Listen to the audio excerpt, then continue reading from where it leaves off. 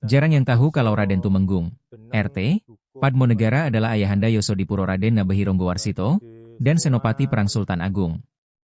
Raden Tumenggung Padmonegara ayahanda Yosodipuro Ronggowarsito itu jadi senopati andalan Sultan Agung saat melawan Kompeni Belanda tahun 1628.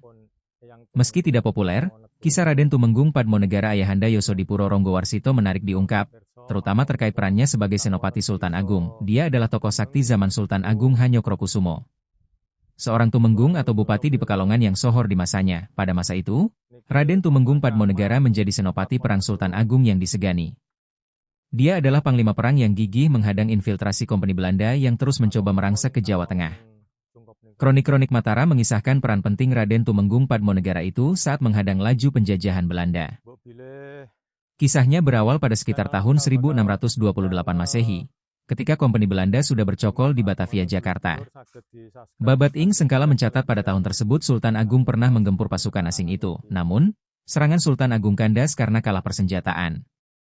Selain itu juga kehabisan logistik, dan banyak prajurit terserang penyakit selama di perjalanan.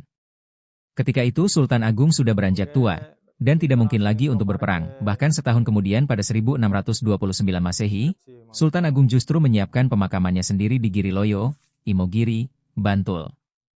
Namun pemakaman itu tidak jadi digunakan karena kerabatnya, Panembahan Juminah mendahului.